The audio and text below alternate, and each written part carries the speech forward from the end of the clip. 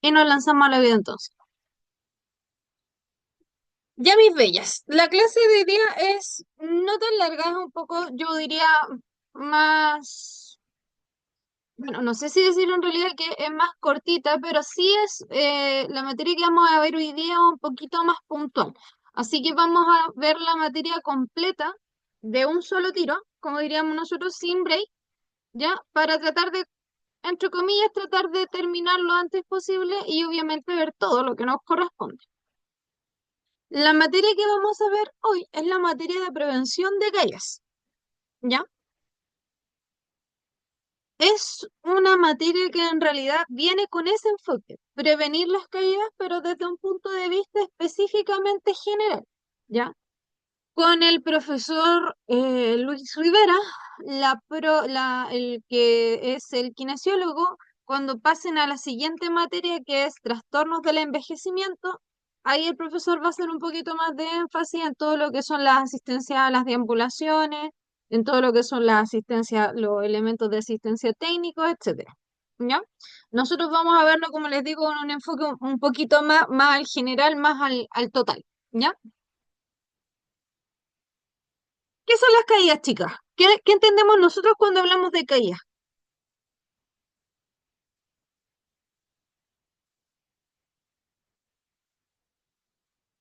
Yo creo cuando una persona, por un golpe fuerte, se hace alguna herida, algún, algún hematoma. ¿Ya? Cuando de algún sitio, ya sea de una silla, de una cama o caminando, nos caemos al suelo. ¿Ya? Pero, entonces, ¿qué es lo que nosotros definimos como caída?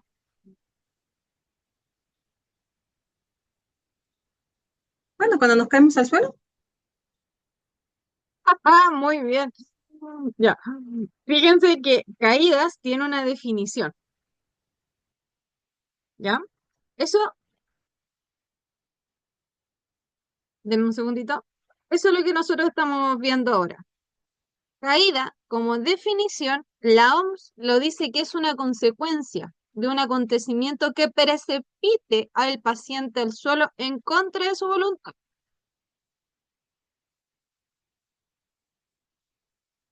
¿Se dan cuenta de la definición? Consecuencia de cualquier acontecimiento que precipite al paciente al suelo en contra de su voluntad. Eso es la definición que la OMS tiene por caída.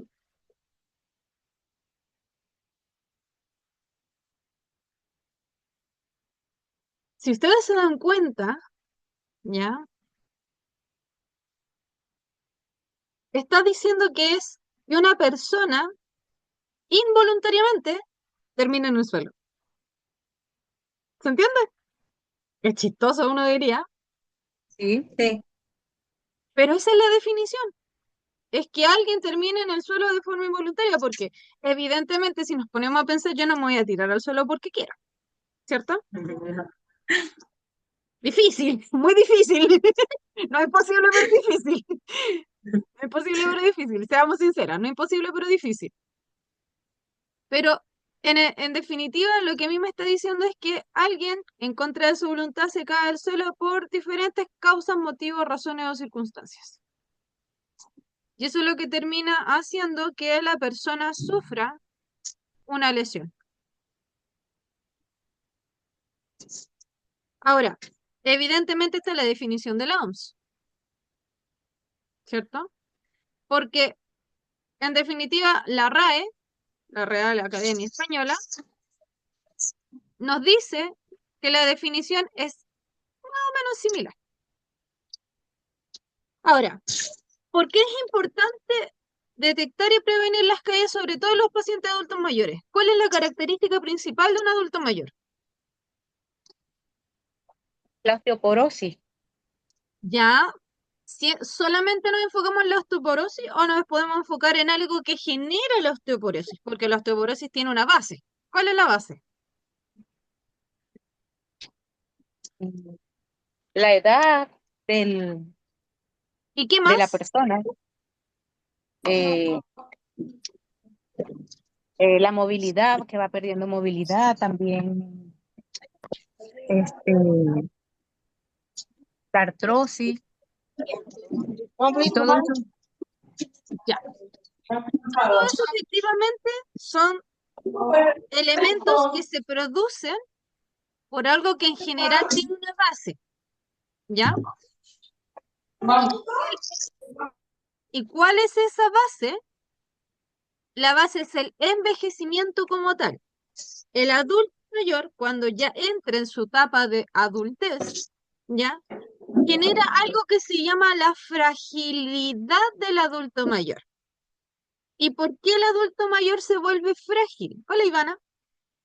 Porque en definitiva, obviamente la biología hace lo suyo y nos desgasta por un lado y por el otro, por donde se le vea, y porque lamentablemente en este punto de los adultos mayores, las mujeres somos una de las que nos vemos más perjudicadas en cuanto a la fragilidad ósea. ¿Por qué nos vemos más perjudicadas en la fragilidad ósea? Porque nosotras en general, en nuestro periodo de vida, ¿cierto? Hemos sufrido descalcificaciones bruscas cuando hemos quedado embarazadas o hemos sido mamás. Por lo tanto, nuestros huesos en la adultez llegan, pero completamente desgastados. Llegan que no quieren más. Llegan así como arrastrándose prácticamente a lo que es la etapa adulta. ¿Ya? Y evidentemente esta fragilidad, esta descalcificación, va a generar consecuencias producto, una, de la biología, ¿cierto? Enfermedades asociadas, como lo que decía la compañera recién, la artrosis, la artritis, ¿cierto? ¿Cuánto se llama? La descalcificación, la osteoporosis, etcétera. Y esto puede generar también mortalidad y dependencia.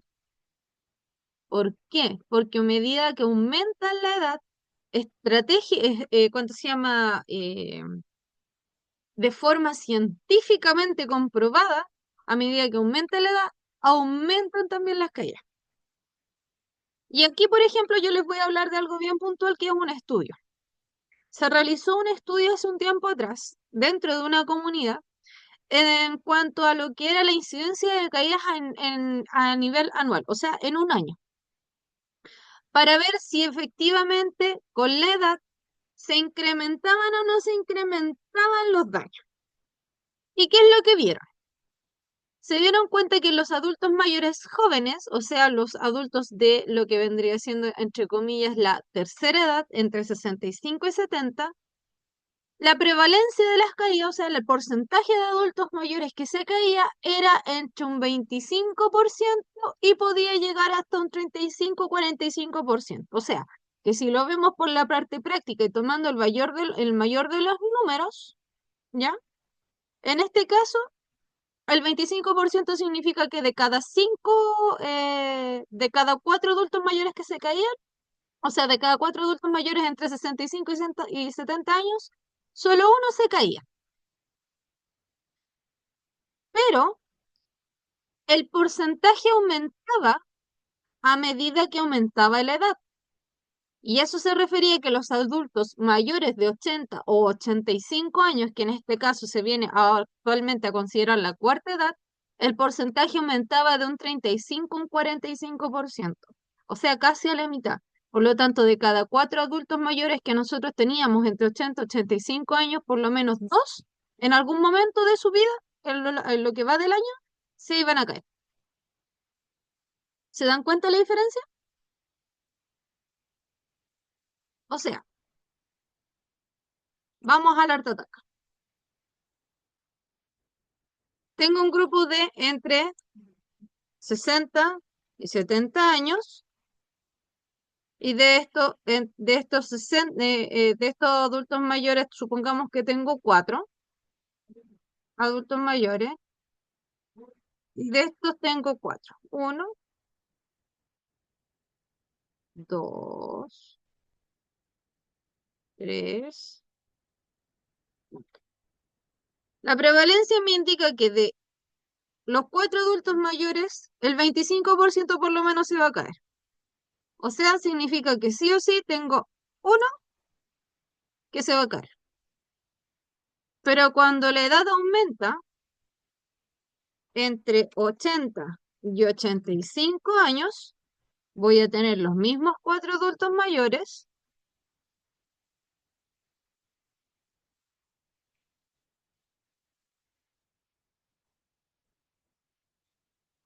pero el porcentaje va a aumentar y dice que el porcentaje aumenta entre un 35 y un 45, o sea, automáticamente la mitad se cae.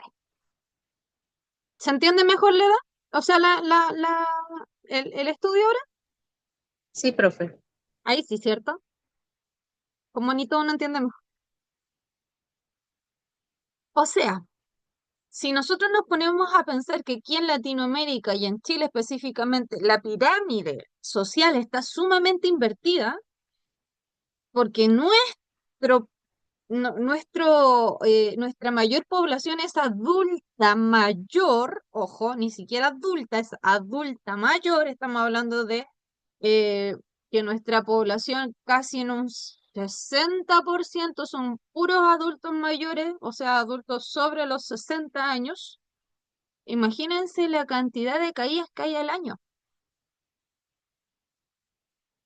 Y esto, aunque ustedes no lo crean, todo esto es completamente evitable. Por lo mismo que habíamos dicho, por la misma definición que habíamos dicho recién, por esta definición. Porque dijimos que la definición de caída era una consecuencia de un acontecimiento que precipitara al paciente al suelo, en contra de su voluntad. Por lo tanto, todas estas caídas de pacientes entre 60 y 85 años son evitables. Porque si es en contra de su voluntad, significa que el paciente no se va a tirar al suelo porque quiere, porque tiene ganas, sino porque hay algo que hizo que ese paciente terminara en el suelo. Y aquí es donde entramos a hablar entonces de los factores ambientales en lo que es la prevención de caídas. ¿Cuántos adultos mayores actualmente tienen casa? ¿Viven en una casa como tal?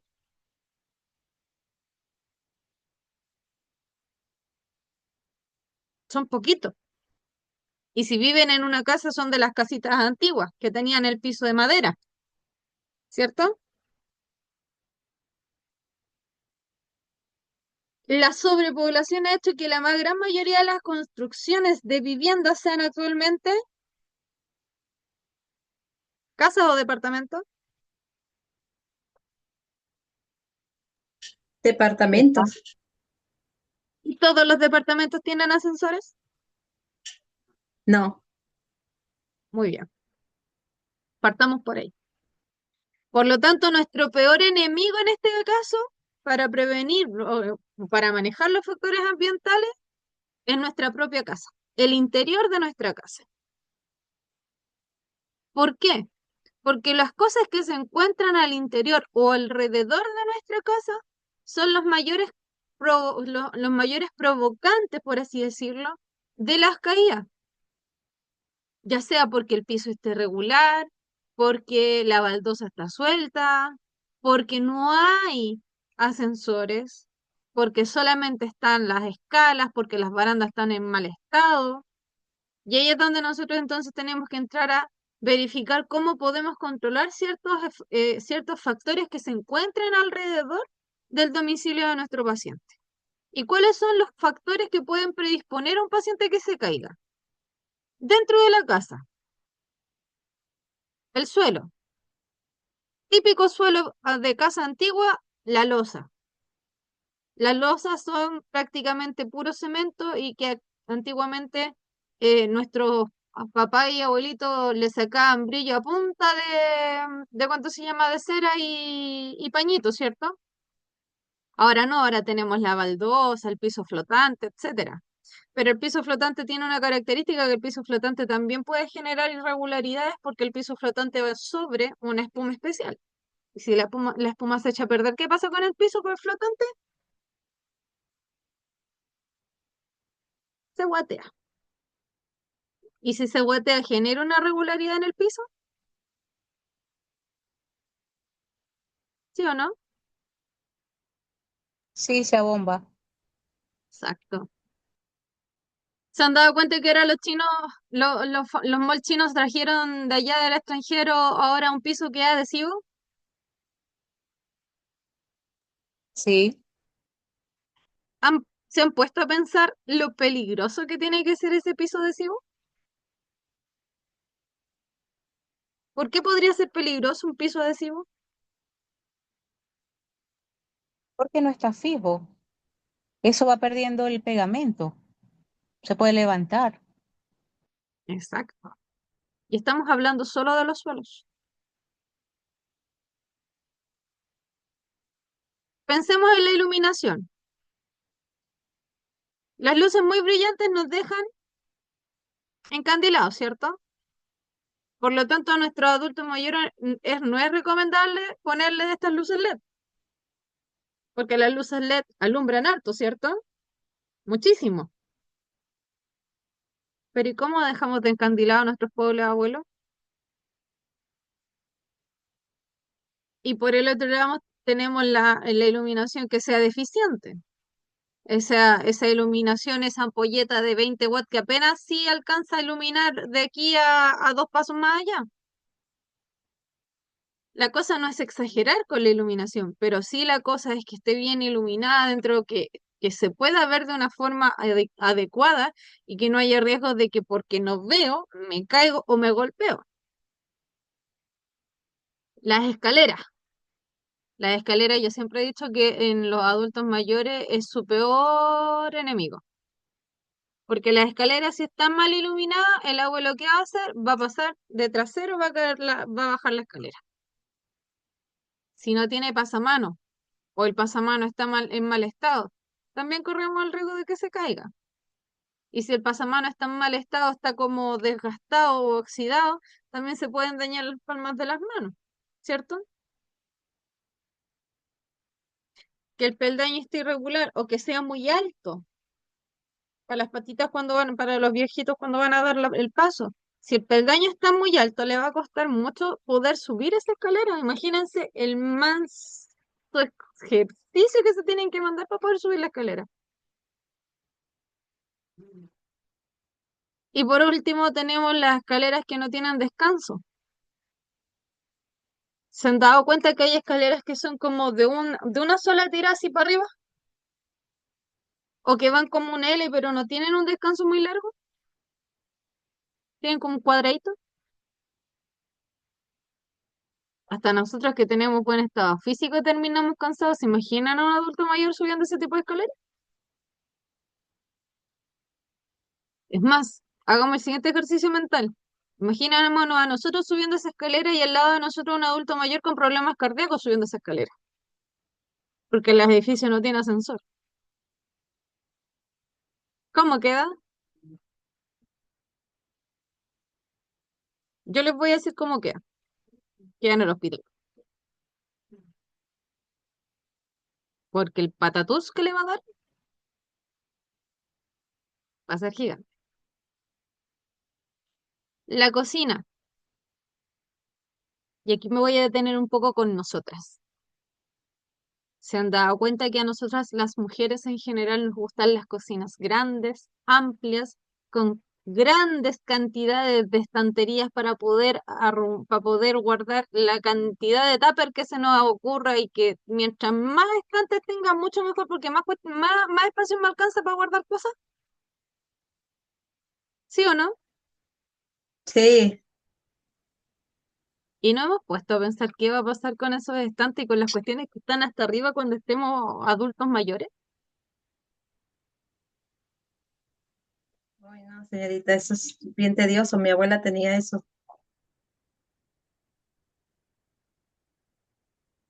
Porque nosotros decimos ahora, claro, mi cocina está hermosa, está grande, está bella, ¿cierto? Pero y a la hora de los que hubo, después, ¿cómo me subo para poder sacar la bandeja que tengo en el último pedazo, en el último, ¿cuánto se llama? En el último espacio de la repisa arriba. Es, Porque además tenemos que pensar que va a llegar un momento en que nos guste o no, nosotros vamos a quedar solos, nuestros hijos se van a ir, ya no voy a tener a mi hijo o a mi pareja quizás para poder decirle, amor, ¿me podéis sacar lo que está ahí arriba, por favor? Sino que voy a tener que empezar a usar el escabel, que es esa escalerita chica, que por cierto los escabeles no tienen pasamano, y el riesgo de que, de que eso me genere una caída porque no tengo cómo firmarme es casi 100% seguro, ¿o no? Sí, A veces nos gustan muchas cosas, pero no pensamos en cómo va, qué es lo que va a pasar a futuro. Nos puede gustar el cerámico más blanco, bien reluciente, pero no se nos olvida que idealmente ese piso para lo que es baño y para lo que es cocina debiese ser un piso poroso. Y no nos gusta poroso porque decimos que se ve mal, que se va a ensuciar muy rápido. Pero resulta ser que si es un piso liso para un baño o para una cocina, se puede si ese resbalar. piso se moja, ¿qué va a pasar? Se va a resbalar. Porrazo seguro diríamos nosotros, ¿cierto? Así es. Y ahí tenemos la dichosa fractura de cadera. Y ahora nos vamos al baño. Cuando el lavamanos o el baño en sí, la taza del baño, están muy bajos. Porque está bien, si el baño debería ser bajito. Eso yo no se lo voy a negar. Pero no necesariamente bajo como para un niño de kinder. Debería estar bajo para que uno cuando fuera a hacer sus necesidades pudiera apoyar los pies en el suelo. Pero no para que quede agachado con las piernas topándose la pera. ¿Por qué? Porque si yo tengo un baño demasiado pequeño y un lavamanos muy pequeño, cuando yo me vaya a agachar para lavarme las manos, sobre todo cuando uno es adulto mayor, el adulto mayor tiene una capacidad impresionante para perder el equilibrio. Sí. Entonces, ¿qué es lo que va a pasar? El caballero, la señora se va ¿cuánto se llama? A inclinar hacia adelante para abrir la llave y para lavarse las manos y va a terminar prácticamente de cabeza dentro de la mano. Porque es muy bajo, porque obviamente se va a marear y se va a caer o se va a golpear incluso. A eso tenemos que también sumarle en el adulto mayor, deberíamos ponerle por lo menos una barrita para poder agarrarse de la pared cuando se vaya a duchar, o al frente o al costado en el baño para que pudiera pararse de mejor forma. Pero eso no lo consideramos. Uno cree que con que tenga el antideslizante en el baño, o sea, en la ducha es suficiente, y no, no es suficiente. En el baño y en el baño y en el dormitorio son los lugares donde más accidentes y caídas suceden. En la cama, por ejemplo, en el dormitorio, la mayoría de los accidentes ocurren porque las camas están muy altas y no tienen barandas a los costados. Yo no les digo cuando uno sea adulto mayor cómprese un catre clínico porque en realidad es súper caro. Pero nosotros, yo creo que la mayoría, en más de alguna vez en las redes sociales le ha aparecido algún, ¿cuánto se llama? Algún aviso de Temu, de AliExpress, de Witch. Y ahora existen barandas que son eh, como ajustables a las camas. No necesito un catre clínico, compro una baranda que es adaptable a la cama que yo tengo y con eso santo remedio. De hecho, esas barandas se le ponen mucho ahora a los niños para cuando les compran camas ¿cuánto se llama? De una plaza, le ponen una baranda para que el niño no se caiga al darse vuelta. Y son prácticas. O por el otro lado son las camas que son muy estrechas, donde el adulto mayor ha crecido mucho en peso y en estatura, y la cama ya le empieza a quedar como chica. Las camas estrechas también corren el riesgo de que el caballero o la señora se dé una vuelta y termine de bruces en el suelo. los típicos cables sueltos, porque no tengo enchufe, entonces pongo alargadores y pongo alargadores por todas partes para que me alcance para poner que la lamparita, que la tele, que la estufa, que la radio reloj y todo lo que toda la aparatología electrónica que tengo dentro de la pieza. Pero como no tengo enchufe, voy poniendo alargadores. Aparte de que eso es peligroso porque puede generar incendio, quedo con una cantidad de cables dando vueltas que si no los acomodo de la forma adecuada, esas cuestiones uno las pisa y después, ¿qué pasa? ¡Pum! Suelo. ¿Cierto? ¿Cuántas de ustedes tienen bajadas de cama o tienen esas como alfombritas al costado de la cama para cuando se despiertan y se apoyan ahí? No, yo ¿Alguna no usa? tengo. Ya, eso quería saber si alguno usaba. Lo que va en el suelo, ¿Eh? sí, yo tengo. Bajada de cama. Sí. Sí. Tu Y bajada la de cama, señora también. tu bajada de cama, ¿está fija? No, no está fija. Y sí, ¿Cuántas pues a veces, veces el zapato se le enreda ahí cuando se dobla. cuántas veces se nos ha corrido una bajada de cama? Sí, se corre, pues, pero la señora no quiere que se lo saque. Cuando yo se lo saco para lavarlo nada más, eh, ella algo que ve que no encuentra, está que repite, repite que dónde está y dónde está. Entonces tengo que volvérselo a poner, Yo no ya les una digo vez que lo se sáquenle, fija. ojo, yo no les digo sáquenle la bajada de cama porque yo sé que hay pacientes que son muy quisquillosos con eso. Pero sí lo que les puedo Sí. decir es, busquen una manera de fijarlo.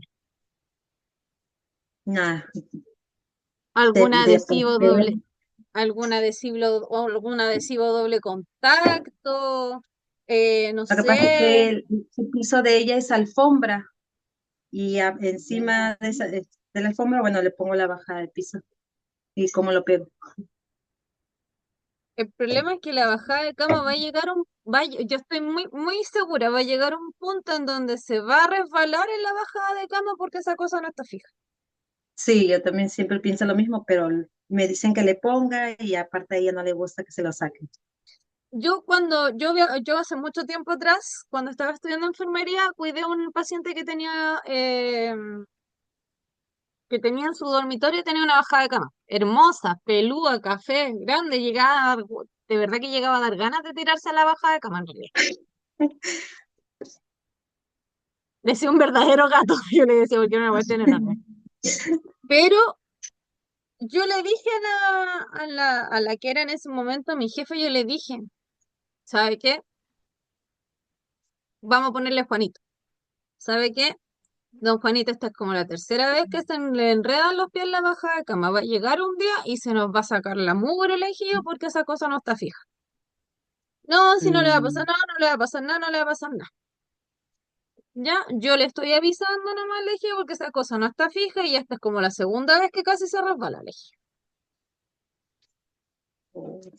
Al fin de semana siguiente, me acuerdo que me tocaba turno de noche ese día y me dice mi jefa, Yesenia, ¿sabes qué me dice? No vengas porque Juanito está en el hospital.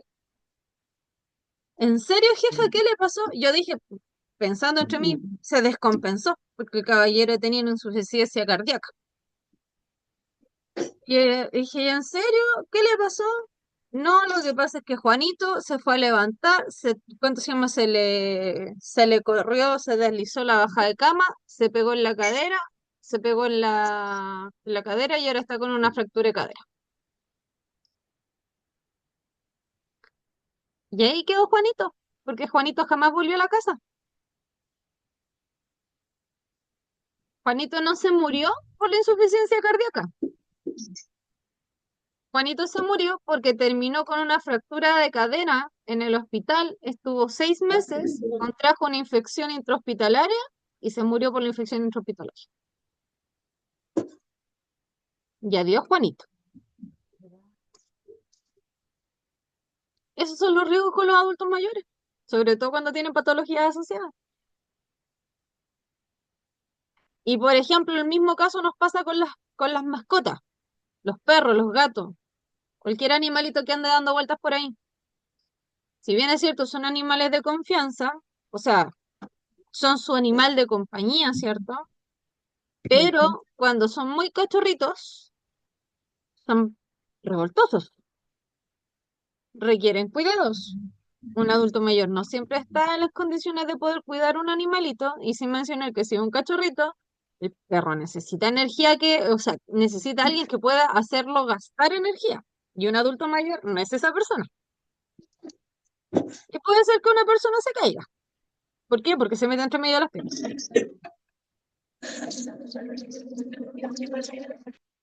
Y por último, ¿qué otra cosa puede generar, por ejemplo, algún tipo de caída? Por ejemplo, a golpe, los vidrios muy grandes, las puertas de vidrio, los ventanales o las paredes con objetos grandes. ¿Por qué? Porque el adulto mayor pierde la capacidad como de foco, de la profundidad. Porque recordemos que la mayoría de nuestros adultos mayores llegan con un problema visual. Y si a eso, por ejemplo, le sumamos que nosotros reorganizamos el ambiente y cambiamos los muebles del hogar sin que esta persona esté presente o sin haberle preguntado, eso también genera un problema, porque los adultos A mayores, la carretilla se la lleva. los adultos mayores se acostumbran, ojo, a la disposición de sus muebles en un orden. Si yo se los cambio, se van a dar dando tropezones con los muebles que yo les haya corrido, porque dejan de reconocer su espacio. Y eso también a su vez genera como un desorden mental para ellos, y por lo tanto también aumenta las probabilidades de que este pobre señor o caballero se caiga. ¿Estamos de acuerdo? Sí, Estamos Sí, de sí, acuerdo. señorita. Ahora, ¿cuáles son evidentemente las complicaciones de estas caídas? El que se caiga es una cosa, y yo creo que estamos todos de acuerdo con eso. Ujú. Pero lo que viene después de la caída, eso es otra cosa. Por ejemplo, cuando hablamos de complicaciones tendremos el síndrome post-caída. El paciente nunca más se quiere volver a parar de donde está. Literalmente se postra después de la caída, aun cuando esté 100% recuperado. ¿Por qué? ¿Por qué un paciente se puede postrar aún después de haberse recuperado al 100%?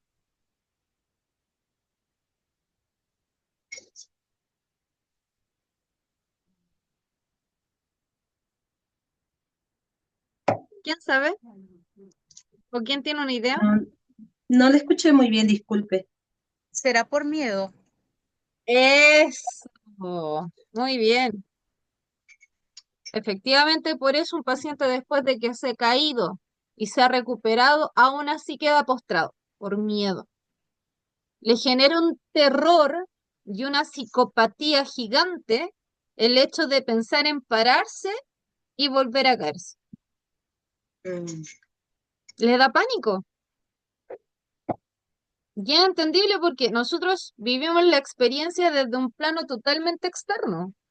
A nosotros nos toca cuidarlo, pero el dolor, las pastillas, la recuperación, la rehabilitación, nosotros la pasamos en conjunto con, pero no la vivimos en carne propia. Por eso que un paciente puede desarrollar el síndrome post-caída, que literalmente es como que el paciente queda postrado. Nunca más se vuelve a parar en su vida, aun cuando pueda. Por otro lado, tenemos las lesiones de los tejidos blandos, que las lesiones de los tejidos blandos, estamos hablando de las lesiones en todo lo que son los músculos. Eso también genera un daño y generan unos moretones terribles que también duelen. Tenemos la fractura, las lesiones de partes duras.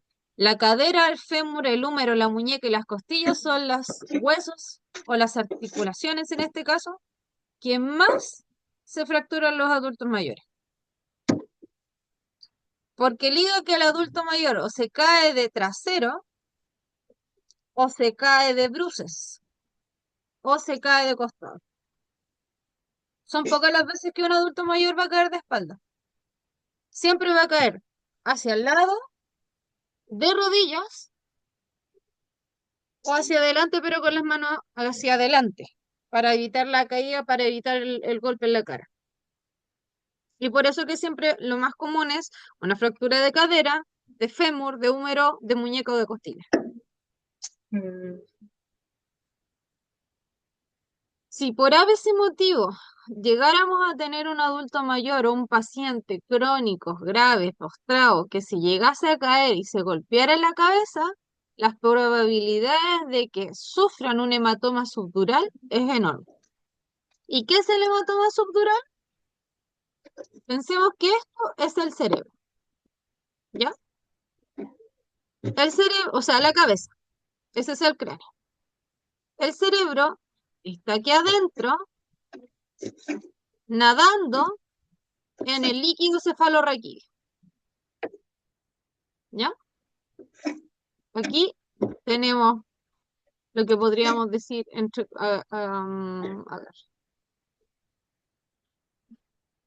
aquí tenemos la separación, ¿cierto? O sea, aquí tenemos la separación del cerebro, ¿cierto? La nariz, todo el tema. Todo esto es líquido cefalorraquídeo, todo lo que está aquí, ¿ya? Cuando una persona se cae de espaldas y se produce, o en este caso, tiene un aumento de la fragilidad, como en el caso del adulto mayor, todo esto que está aquí se comienza a llenar, pero no se comienza a llenar de líquido cefalorraquídeo, se comienza a llenar de sangre.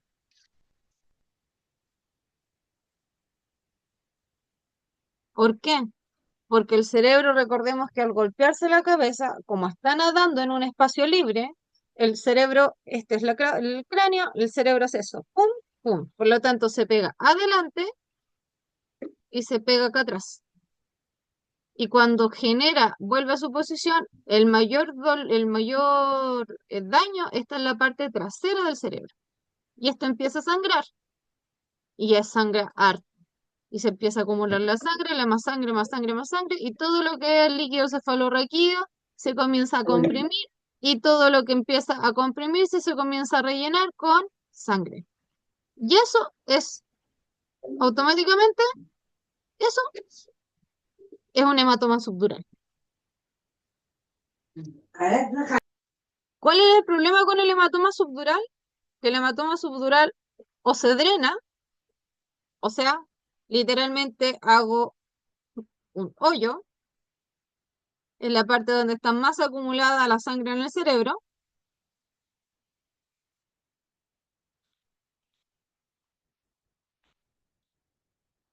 y eso qué va a significar que voy a tener que hacer un hoyo en el cerebro para poder drenar todo este líquido y dejar abierto durante un tiempo, lo que va a aumentar las probabilidades de infección y puede provocar a la larga también una meningitis. O en su defecto, esperar a que esto se vaya desinflamando para que esto también se vaya reabsorbiendo, pero eso significa que tiene que estar mucho tiempo en el hospital y aumenta el riesgo de infecciones intrahospitalarias. Aparte, esta sangre va a aumentar algo que se llama presión intracraneal. Y si la presión intracraneal es demasiado grande, también puede provocar a corto plazo daño neurológico. ¿Te das cuenta más o menos el contexto de lo que es un golpe en la cabeza con un adulto mayor? Porque es muy similar a lo que le pasa a los niños.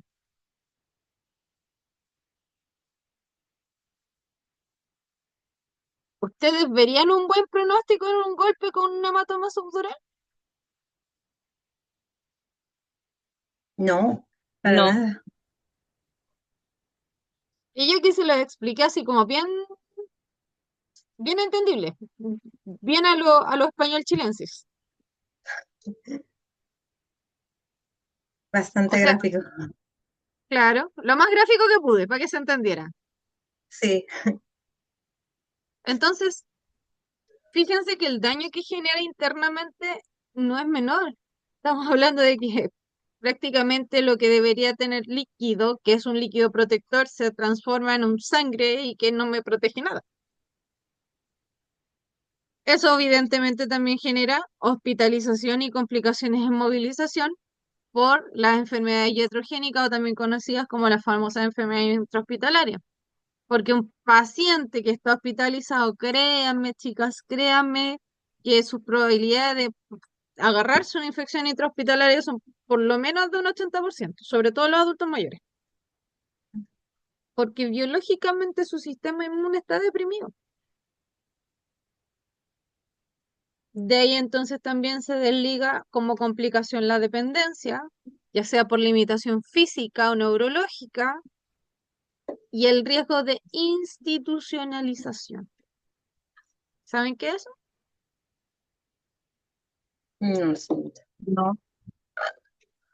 Cuando el paciente por necesidades propias o de la familia termina en un hogar. Oh,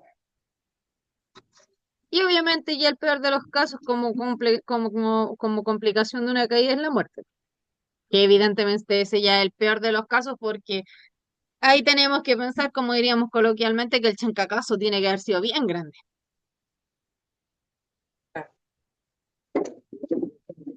El peor de los escenarios por un adulto mayor con una enfermedad, digámoslo de alguna manera, crónica y además, ¿cuánto se llama? Con un grado de dependencia severo, tiene un mal, digámoslo, ¿cómo decirlo? Tiene un mal ambiente cuando el paciente se cae, porque aumentan todos los riesgos de complicaciones de todas las cosas que el paciente ya tiene. La caída es como el peor de los escenarios. Y por eso es que es algo que nosotros tenemos que, dentro de lo posible, tratar de evitar, ojalá siempre. Ahora, ¿cómo podemos hacer eso? Empezando y pensando siempre que el 75% de las caídas van a pasar en la casa. El 75%.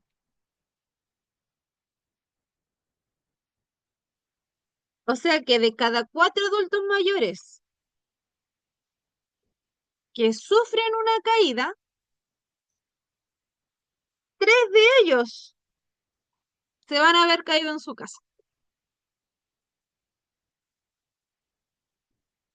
Entonces, nosotros tenemos que hacer cambios que a nosotros nos indiquen que pueda reducir el riesgo de caerse en la casa. Y por lo tanto, ¿cuáles son los cambios que podemos hacer en la casa? Tenemos que empezar por la iluminación. Una buena iluminación, ¿ya? Mejora evidentemente la capacidad de visión nocturna, pero siempre evitando las luces LED porque las luces LED son muy fuertes, entregan una luz blanca y eso hace que el paciente se encandile, sobre todo el adulto mayor, porque pierde ¿cuánto se llama? La profundidad focal. Imagínense un paciente con glaucoma y ya tiene problemas de profundidad focal, imagínense aumentárselo con una luz LED. Lo dejamos ciego prácticamente. que no se puede usar luces LED en living. No, lo que pasa no es que no se pueda, es que no es recomendable porque la luz LED, o sea, claro, para nosotros que somos adultos que no tenemos mayores patologías y tampoco mayores cantidades de problemas visuales, a nosotros no nos genera inconveniente, ¿cierto? Es más, a nosotros nos encanta porque la cuestión se ve iluminada, pero maravillosamente. Claro. El problema es que al adulto mayor le genera una pérdida de profundidad, porque se ve todo muy blanco. Fíjense en las luces LED que entregan una luz blanca. Las luces convencionales, las ampolletas, por ejemplo, convencionales, entregan una luz que es más amarillenta, ¿se han dado cuenta? Por ejemplo, Sí, por eso es que yo cambié. Las ampolletas Miren, del living, blancas. esta es una luz LED. ¿Se dan cuenta? Mi mano se ve blanca.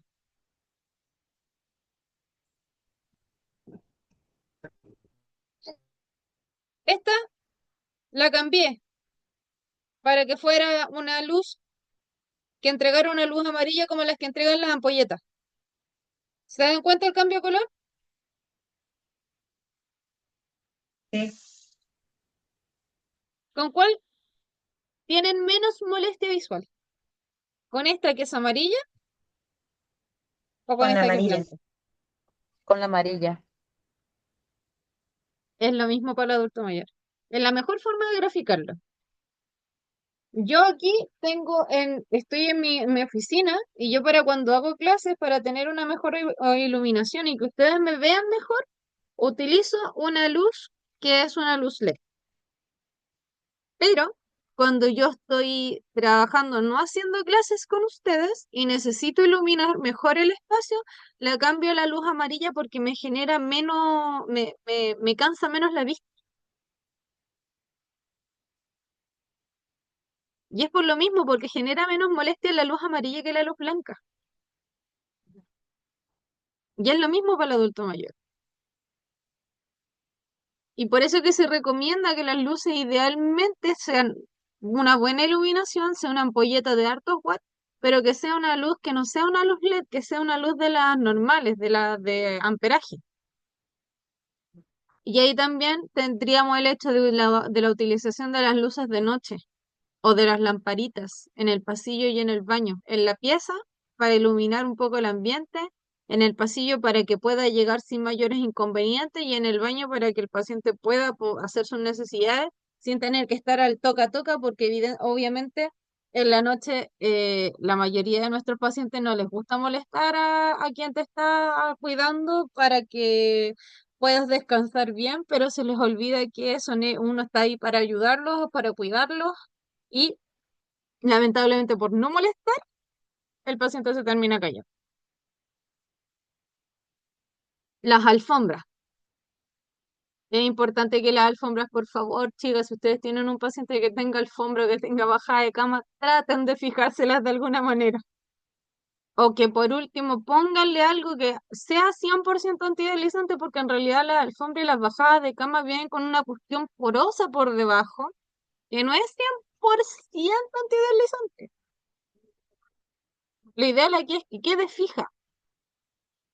Por último, sí, como decía la Sarita recién, que su paciente tiene una bajada de cama, la cuestión se le resbala porque el piso es de, ¿cómo se llama? Se me olvidó cómo se llama. Me dijo que era piso alfombrado, ¿cierto? Sí, es alfombrado. Ya, este piso tiene un nombre. Bueno, me puedo acordar del nombre. Tapizado, creo que le llaman. ¿Ese? Bueno, la cosa es que ese piso, por último, la alfombra, uno la corchetea al piso, Mm. en las cuatro esquinas. De esa manera yo me aseguro que la cuestión no se mueva. Ay, ¿Ya? Si eso es lo principal, porque al final, si yo le corcheteo, ya no, supongamos, no le voy a poner clavos porque no puedo, pero sí puedo corchetearla, puedo ponerle grapa, hacerle las esquinas nomás. La grapa tiene mayor poder de fijación y va a evitar que se corra. Si la cosa es que no se deslice ni hacia adelante ni hacia atrás, o sea que el paciente no tenga la opción de deslizarse hacia adelante o de caerse hacia atrás de espalda. Cables eléctricos. Si veo que me faltan enchufes, la solución no es poner alargadores. La solución es o le pongo más enchufes a la pieza, genero más puntos de conexión directamente al cableado eléctrico, o en su defecto, busco la forma de disminuir la cantidad de elementos que ocupan electricidad dentro de la pieza. Porque si yo solamente aumento la cantidad de enchufes por medio de las famosas alargadores, los cables después van a generar un problema si no están bien guardados, si no están bien ubicados, porque falta que una persona pise el cable y por muy buen equilibrio que tenga, las probabilidades de que se caigan aumentan al tiro. No, la idea es que no estorben. Si van a usar alargadores, es que el cable del alargador no quede en un lugar donde estorbe o que pueda generar que alguien se caiga porque justo el cable queda en el lugar por donde uno camina. Que el cable del alargador quede pegado a la pared, por ejemplo, o que quede debajo de del ¿cuánto se llama? De la cama, por ejemplo, o de la cómoda, pero que no quede en un lugar que esté a la vista. En el baño, lo ideal siempre, siempre, chicos, va a ser ideal ponerle pasamanos. Y yo les puedo decir tranquilamente que hay unos pasamanos para baños que son como que son, a ver cómo se los explico, que que son como adhesivos. Aquí está, se los voy a mostrar. Son esos que se pegan en la Miren, roseta. sí, Ya, miren. sí. Entonces, ya, bueno, yo digo, se ve antiestético ponerle uno de estos. Perfecto, ya te comprendo perfectamente. Pero eso no quita que tu seguridad va primero. Y ni siquiera necesitas pegarlo. Estas cuestiones se pegan igual con chupón. Pero a nuestros adultos mayores le deberíamos poner pasamanos en el baño. Una cosa así. Pasamanos en la ducha. Así. E idealmente en el lado para firmarse cuando se esté bañando y en el otro para firmarse para poder salir, sobre todo si el paciente se baña en ducha. En el baño, cerca del baño para poder sentarse y para poder pararse. Son formas que nosotros, gracias. Son formas que nosotros podemos en este momento y de esta forma asegurar al paciente, porque todo lo que pase en el baño, recordemos que el baño por sí solo ya es un lugar húmedo. Entonces, las probabilidades de que aparte de que esté húmedo, esté mojado, son enormes.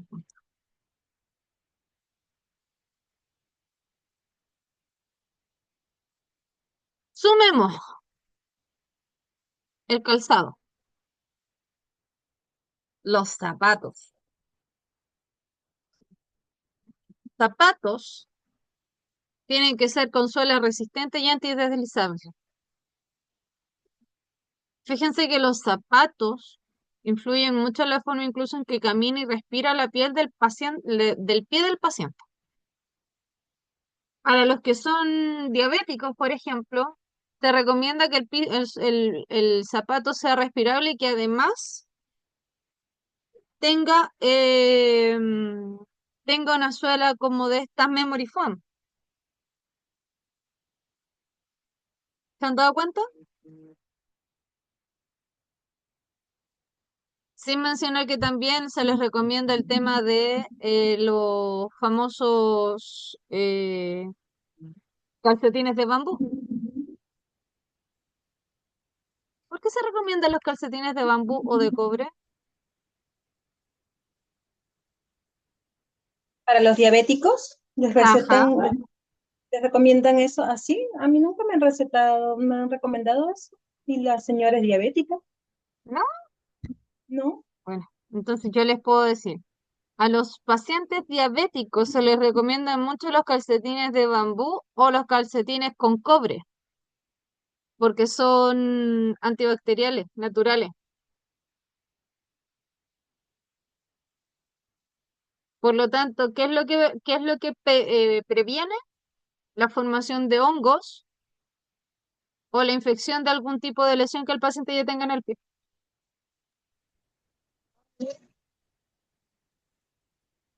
Y ahora esos calcetines de bambú o con fibras de cobre, en realidad uno los puede encontrar incluso hasta para uno, de forma de uso diario. de bambú o de cobre, dice, ¿no? Sí, miren, estos calcetines, acá está, espérenme, calcetines de bambú o de fibra de cobre.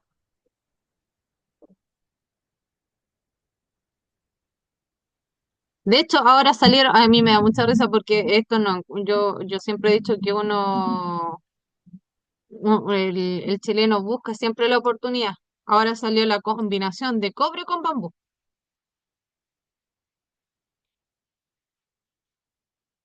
¿Ves? Calcetín de cobre con bambú, sin costura más encima. O sea,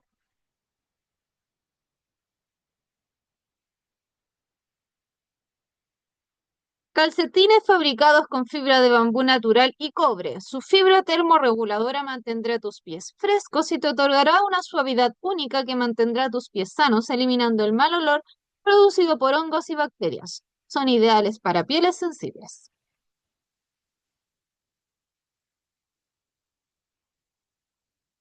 Por eso se los Miren, recomiendo de bambú con fibra de cobre. voy a hablarle de eso entonces a la señora. Obviamente yo aquí les estoy mostrando los que salen en internet y si ustedes se dan cuenta vienen los cuatro por 22.500 pesos, pero hay más económicos, por si acaso, hay más económicos, hay mucho más económicos. Em, Están, ¿cuánto se llaman? Los típicos calcetines de compresión, además con fibra de cobre para el arco plantar. Hay una montonera que vienen solamente de cobre, que solamente fibra de bambú, pero en realidad son recomendables porque, como decía la descripción recién, evidentemente son respirables, eliminan el mal olor, antibacterianos, antifúngicos y también evitan infecciones por la combinación con cobre. El cobre es un antibacteriano por naturaleza, igual que el bambú. Voy a Son buscarle herramientas de que eso. uno puede ir usando. Lo que sí, evidentemente, aquí, como les dije, salen 22.500 los cuatro pares, pero hay calcetines que son un poquito más económicos. Y lo otro que tenemos que evitar en los adultos mayores es el uso de pantuflas sueltas. La típica chancla de la mamá, ya aquí no funciona. Porque si la chancla se suelta, porque no tiene la forma digamos, el talón no tiene cómo firmar el zapato se va a salir y nos vamos a resbalar y todo mal. Por eso que siempre se recomienda el calzado antideslizable, ¿ya? Antideslizable. Y nada de zapatos sueltos. Todos los zapatos tienen que tener una fijación en el talón y en la parte de los dedos, en la parte delantera, ¿ya? ¿Dudas, preguntas hasta aquí? No, señorita. No, todo Perfecto. bien. Vamos a entrar a ver entonces lo último que nos queda de lo que son eh, los catres clínicos. ¿Algunos de ustedes conocen los catres clínicos? Sí, Ya. O sea, ¿Saben cómo? catres, ¿Sí? cama. Ok. Eso. ¿Saben cómo usarlo?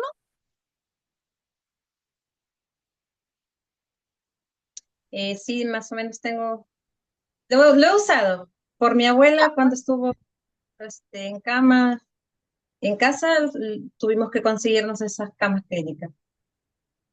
Pero no Sí, yo sabemos igual con mi papá. el tiempo, ¿cierto? No conocemos el manejo del revés y el derecho. Sabemos que existen, sabemos para qué se usan, pero no necesariamente tenemos claro el cómo se usa. Y es entendible. Nosotros no vamos a usar un catre clínico cada rato. El catre clínico, tal como sus compañeros lo dijeron, está pensado para aumentar el bienestar del paciente, del cuidador y de la familia. Porque aquí no solamente el paciente se va a ver beneficiado, sino que aquí nos vamos a ver beneficiados todos. Si bien es cierto, es una inversión que no es necesariamente económica, porque hay algunos que los compran y hay otros que los arriendan, pero sí genera una sensación de bienestar a nivel integral. ¿Por qué? Porque tiene eh, tecnológicamente instaurado en su sistema funciones que pueden hacer movimientos o acciones que van a ir a ayudar a movilizar al paciente. Y obviamente también va a mejorar la autonomía de este paciente porque va a poder hacer ciertas movilizaciones sin necesidad de que intervenga un tercero, sino que solamente con la ayuda de la cama, él se va a poder movilizar dentro de su metro cuadrado. Si nosotros queremos comprar o arrendar un catre clínico, siempre tenemos que considerar buscar una cama cuando tengamos un adulto mayor que ya sea esté con una movilidad reducida, completamente dependiente, para un posoperatorio, para una rehabilitación larga, cuando haya en riesgo de caídas, cuando haya enfermedad terminal o cuando hayan problemas de demencia senil. En esos casos es cuando más se recomienda un catre clínico porque son cuando las personas más corren riesgos, ¿ya? Pero si no existe esta situación de dependencia o de semidependencia, en realidad no es necesario invertir en un catre clínico, sino que todavía podemos seguir utilizando la cama normal, ¿ya? Pero finalmente siempre piensen que eso va a ser decisión, ya sea de los familiares o incluso va a ser una decisión que puede tomar el mismo paciente. Porque recordemos que hay pacientes que van a estar lúcidos hasta el final y que no van a querer estar en un catre clínico porque el catre clínico los va a hacer sentirse en un hospital, ¿cierto? Y ante tal eventualidad, Sí, evidentemente, no podemos meternos ahí, po. Ahora, ¿por qué las personas optan por una, o las familias optan por una cama clínica? Principalmente son tres los motivos. Porque es una decisión de la familia, porque como dijimos recién, cuando hay un adulto mayor, se busca mejorar la calidad de vida y por lo tanto aportarle un bienestar por medio de este catre, que le aporta seguridad porque tiene baranda, ¿cierto? Con seguro, tiene la movilización del respaldo, de las piernas, etcétera. Y obviamente también va a ser mucho más fácil para él manejarse en su metro cuadrado. También puede ser una situación por parte de la solicitud del cuidador. Porque cuando el paciente tiene movilidad reducida o dependencia total, es harto el esfuerzo que nosotros como cuidadores ponemos para poder movilizar a alguien, ¿o no? Se necesita harta energía, sobre todo para hacer los cambios de posición, los acomodos, los baños en cama. Y como tenemos que hacer mucha fuerza, nos terminamos a veces haciendo daño a nosotros porque en realidad no siempre movilizamos al paciente de manera correcta o de la forma correcta y terminamos con el famoso lumbago. Aparte de que por eso mismo, por una mala posición podemos lastimar al paciente, nos podemos lastimar nosotros, vamos a aumentar nuestro agotamiento físico. Entonces, ¿qué es lo que pasa? Que el cuidador puede hacer la solicitud de un catre clínico en pos de la seguridad y bienestar del paciente, así como de la seguridad de la seguridad y bienestar propio. Y el último de los casos por los cuales uno puede optar a un catre clínico es porque evidentemente es una recomendación del médico. Pero cuando el médico recomienda un catre clínico es en situaciones que puntualmente requieran que el paciente esté en reposo absoluto. O cuando, por ejemplo, el hecho de que el paciente se mueva sea un peligro para la recuperación de la enfermedad. ¿Qué es lo que pasa, por ejemplo, en el caso de los pacientes que tengan alguna lesión de la columna vertebral o que tengan algún tipo de lesión de la cadera grave? Porque mientras más se mueven, peor. O mientras más hay que moverlo en una cama normal, más riesgo se corre versus una cama con catre clínico que yo la puedo poner a mi altura, lo puedo mover sin mayores problemas, que mejora mucho la vida cuando tiene un paciente con dependencia. Ahora, también tenemos el caso de los pacientes que tienen un poquito más de solvencia económica y que son pacientes que, por ejemplo, están en proceso de rehabilitación o postoperatorio, pidan un catre clínico o arrienden un catre clínico por tiempo limitado, o sea, hasta que dure su proceso de rehabilitación o de postoperado. ¿Por qué? Porque al igual que el paciente adulto mayor, necesitan modificar su posición, o sea, hacer el cambio de posición, también necesitan de alguna manera que la persona que los está cuidando no tenga tanto sobreesfuerzo y por lo tanto de esta manera, con el catre clínico, disminuimos la necesidad de esfuerzo brusco o descontrolado. ¿Siempre va a ser rentable o se puede considerar rentable de alguna manera arrendar un catre clínico? Pero siempre y cuando sea por un corto periodo de tiempo. Y siempre y cuando nosotros veamos que sustancialmente va a mejorar la recuperación, va a mejorar la calidad de vida, va a ser más fácil la vida del cuidador, etcétera. Si no tenemos en la balanza estos dos elementos que estén relativamente o circunstancialmente de forma similar, equitativamente hablando, evidentemente no le voy a ver pies ni cabeza a arrendar un catre clínico. Porque, insisto, el catre clínico se puede comprar o se puede arrendar, pero el arriendo del catre clínico requiere que además del catre clínico, obviamente el gasto de la luz, requiere el cuidado del catre clínico, etcétera.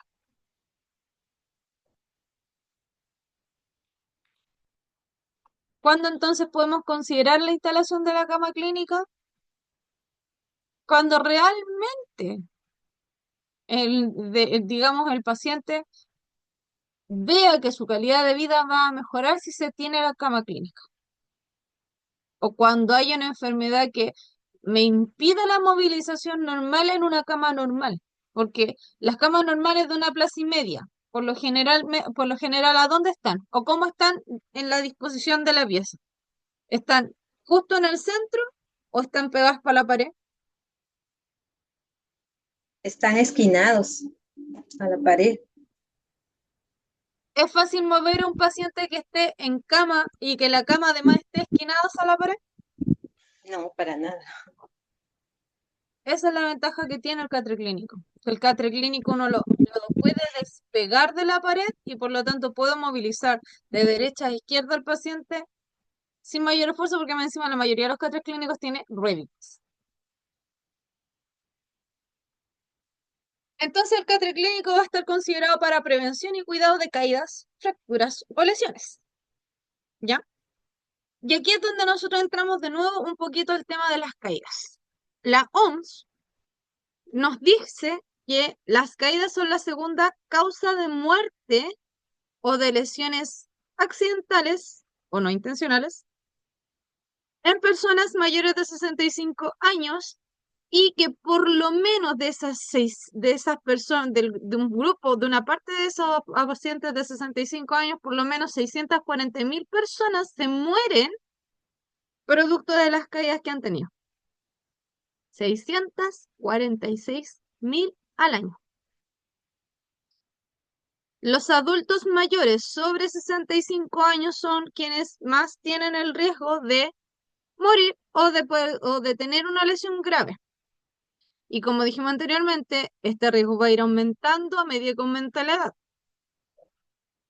Hay un doctor que hizo un estudio, que es el doctor Eric Blake, que es de de la UGA, de la clínica alemana, la unidad geriátrica, y dice que el 30% de los adultos mayores de 65 años se cae una vez al año y que ese porcentaje aumenta a 50% cuando cumplen más de 80.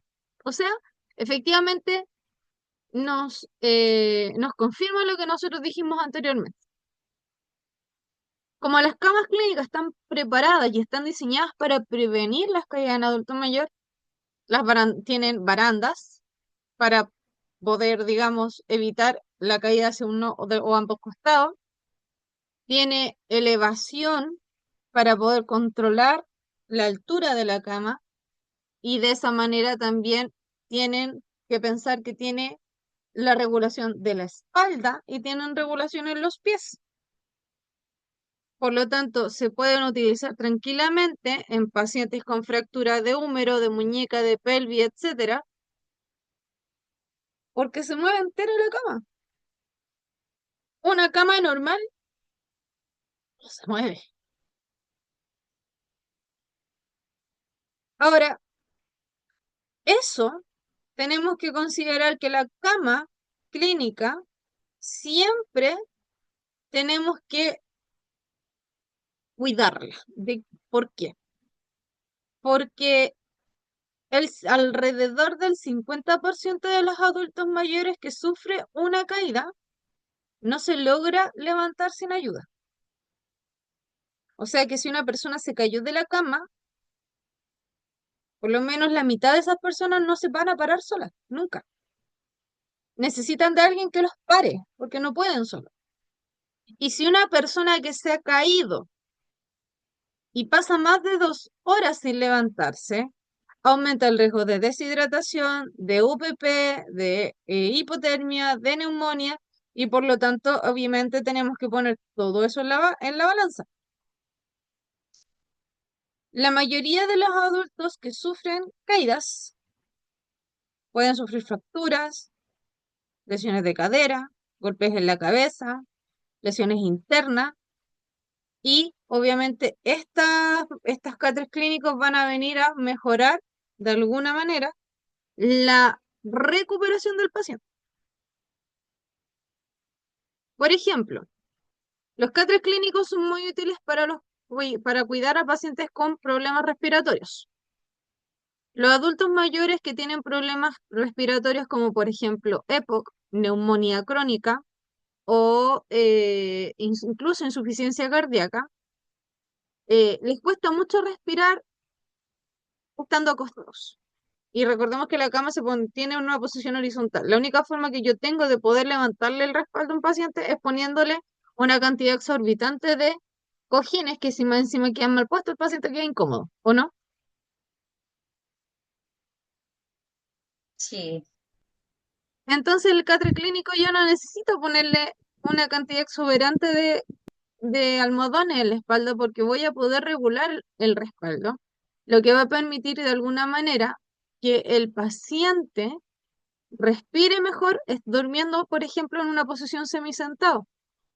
Sin mencionar que las camas clínicas también traen un espacio para poder poner los tubos de oxígeno. Entonces queda mejor, queda con una mayor cercanía el tubo de oxígeno con el paciente para poder aplicarle el oxígeno en caso que sea necesario. También es útil para los cuidados de pacientes postoperatorios. Cuando algún paciente ha sido sometido a algún tipo de intervención, nos ayuda a poder mantener la higiene de mejor forma porque las camas clínicas tienen un colchón que es impermeable, por lo tanto el colchón no se va a mojar. El colchón de las camas normales es impermeable, no, para nada. No. no hay forma de o sea, ¿hay forma de hacerlo impermeable? Sí. ¿Se va a mojar igual? Sí. ¿Cierto? Se termina mojando igual. En cambio, el colchón clínico, no, el catre clínico en sí trae un colchón que es impermeable, por lo tanto, puedo hacerle la aseo en cama sin ningún tipo de problema y sin preocuparme de que el colchón vaya a quedar húmedo o mojado, porque si yo hago bien el trabajo, el colchón va a quedar 100% limpio y seco, porque es cosa de pasarle una toalla y el colchón también se va a secar. Y pensemos que los adultos mayores pasan gran tiempo, les cuesta mucho que se rehabiliten, por lo tanto, dependiendo del tipo de cirugía, el postoperatorio puede durar de 1 mes hasta 3 meses. Y siempre pensemos que el postoperatorio siempre se va a dividir en 3 fases. El postoperatorio inmediato, el medio y el tardío. Cuando hablamos de postoperatorio inmediato, ¿ya? Estamos hablando de ese postoperatorio que parte cuando termina la intervención hasta 3 días después. El postoperatorio medio es el tiempo que pasa desde las 72 horas, o sea, después de los 3 días hasta el primer mes. Y por lo tanto, el postoperatorio tardío es todo lo que pasa desde el primer mes hacia adelante. Y por lo general, los pacientes pasan más de un mes, sobre todo aquí los adultos mayores pasan más de un mes en cama cuando son operados. ¿Cuánto más o menos se demora un paciente cuánto se llama que lo operan de la cadera en poder pararse por primera vez? ¿Ustedes saben? No, pero pienso que sea más de un mes. Denme cifras, chicas, a ver.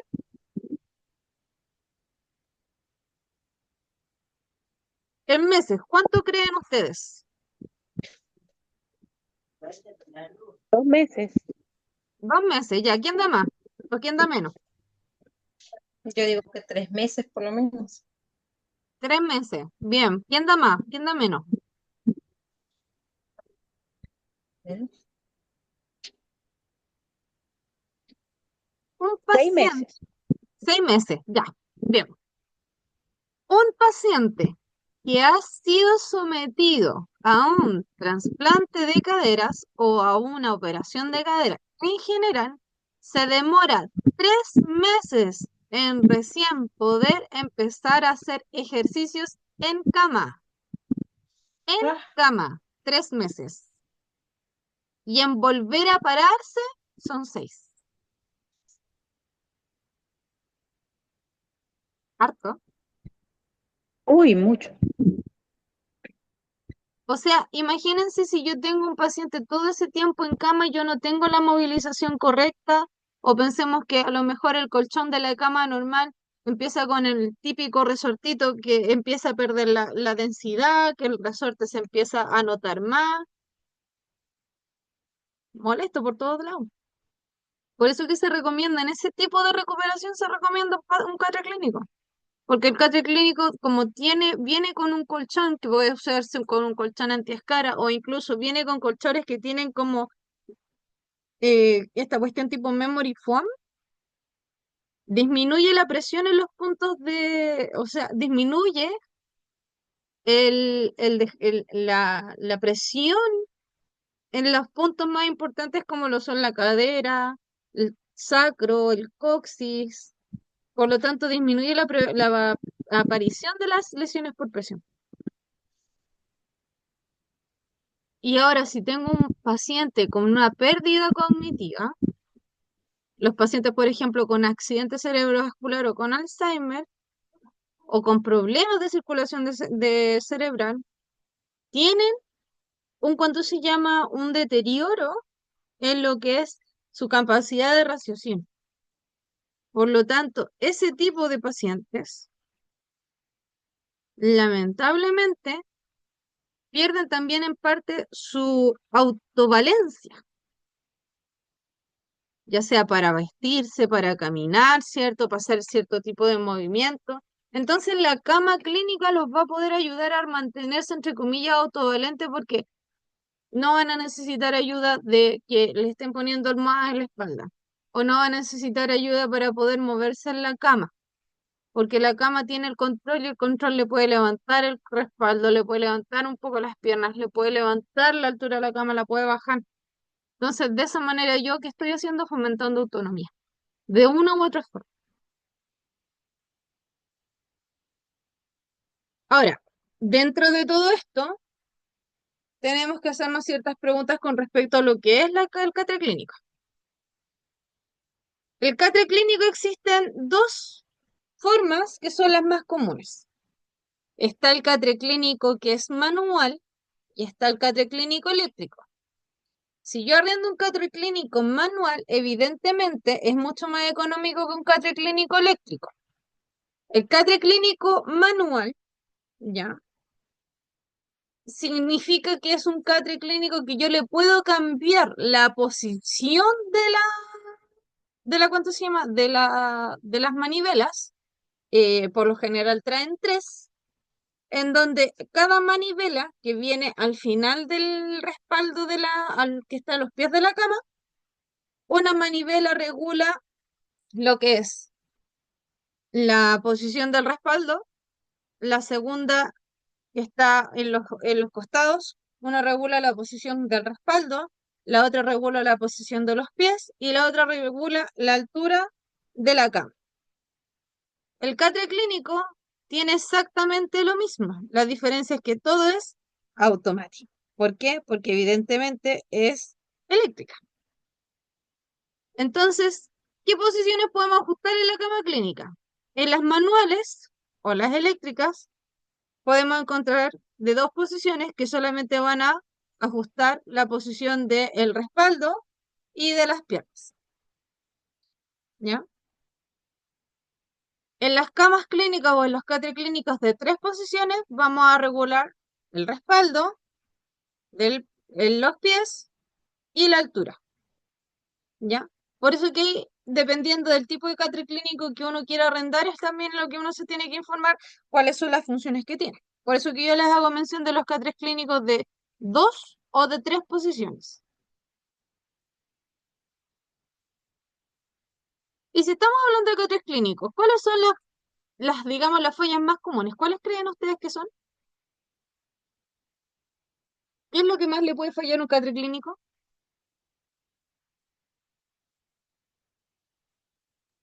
Yo creo que las barandas puede ser. Y no es chiste.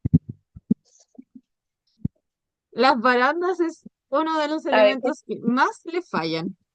como que se trancan, les cuesta a uno levantarlas, bajarlas. Yo creo que es la que más movilidad tiene y lo que más se daña. Exacto. Justamente por uso es la baranda lo que más se daña. Ahora, las barandas se dañan porque o no quedaron bien ajustadas cuando se bajaron, o porque se produjo un mal uso. Y aquí estamos diciendo que se apoyaron de mala forma en la baranda, con un peso excesivo específicamente, porque también pensemos que cuando se sacó el seguro no se sacó el seguro de la forma correcta, entonces el seguro como que queda entre comillas trabado, y obviamente eso puede romper el seguro. También las barandas se pueden dañar porque al subirla o al bajarla quedó algo trabado entre medio y eso evidentemente va a dañar el mecanismo. Por eso que cuando nosotros veamos que la baranda está fallando, que no sube completamente o que no suena el clic de la baranda al subir, y el clic significa que la baranda quedó trabada, significa que si ese clic no sonó, es porque la baranda lo más seguro es que se echa a perder y se va a bajar en cualquier momento. Lo segundo más común es que falle el motor, ¿ya? Pero los motores fallan por lo general porque han tenido un mal mantenimiento, o porque el cable está en mal estado, o porque al alcatre clínico no se le ha hecho la mantención correspondiente. Así como también las que son eléctricas tienen que considerar que vienen con control remoto. Y ahí entonces tenemos que entrar a ver, el técnico tiene que hacer el chequeo de qué es lo que está fallando, si efectivamente es el motor o es el control, porque si es el control remoto, ¿ya? Tiene que pensar que el control remoto también puede fallar porque se cortan los cables, porque es un tremendo cable que une el control remoto con el motor, y los cables se pueden pelar. Entonces, ¿hay que hacerle mantención eléctrica a las catres clínicos cada cierto tiempo? Sí, sobre todo las catres clínicos que se arriendan vienen con una garantía en caso de falla. Lo otro que puede fallar son las ruedas, pero las ruedas no van a fallar porque se rompan. ¿Por qué creen ustedes que pueden fallar las ruedas?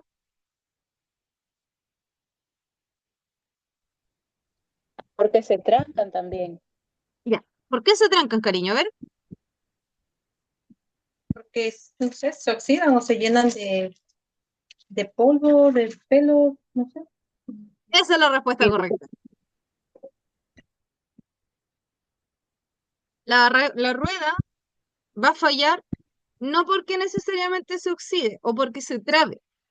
La rueda va a fallar porque en la mayoría de los casos la rueda es la que está el contacto directo con el suelo y no se hace un buen aseo en la zona de la rueda. Entonces, ¿qué es lo que pasa? Todo el polvo, la suciedad, los pelos, pelusa, etcétera, se van metiendo entre medio de la rueda y el seguro y esta cuestión se va llenando de polvo y por lo tanto se terminan trabando y no se mueve la rueda. Entonces, si yo no quiero que eso pase, o bien hago un buen aseo, o si ya la rueda está trabada, verifico sacar todas las pelusas, todo el pelo, todo el polvo que tengo entre medio, y si aún así la rueda no funciona, ahí recién llamo al técnico y digo, ¿sabe qué? Esta cosa no resulta. Y lo último que puede fallar son los cables del control remoto o de las camas eléctricas, que era esto lo que yo les decía. El control remoto trae un cablecito que va conectado al motor.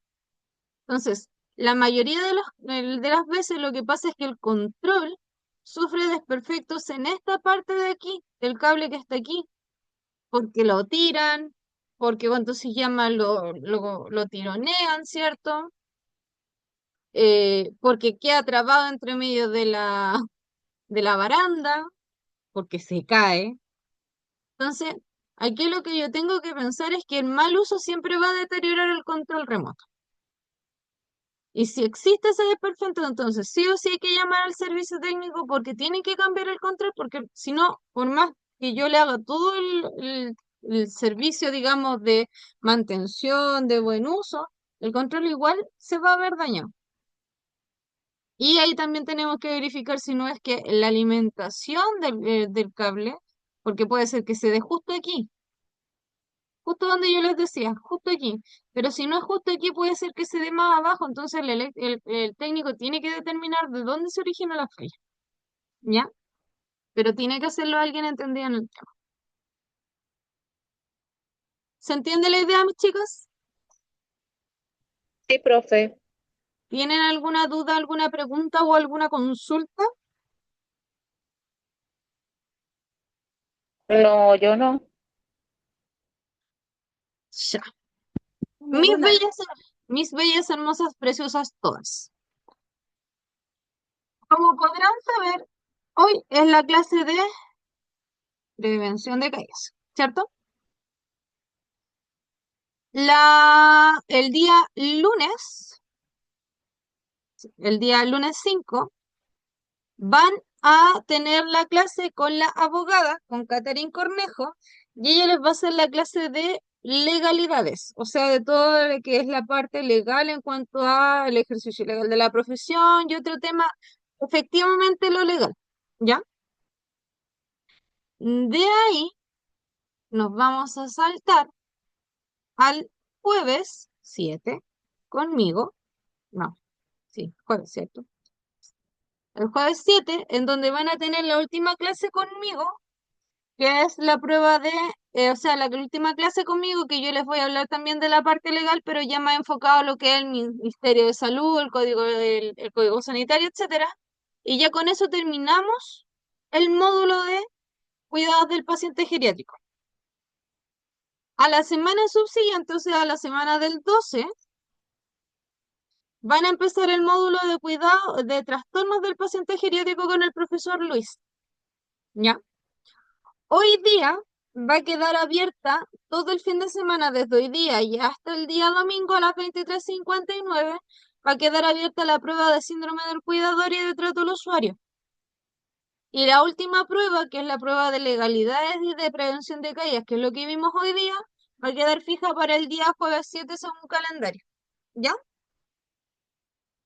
Eso. Si no hay dudas, si no hay más preguntas, no hay más consultas, habríamos terminado por el día de hoy. ¿Ya? Recuerden que era una clase recuperativa, así que quedan todas presentes. Ya.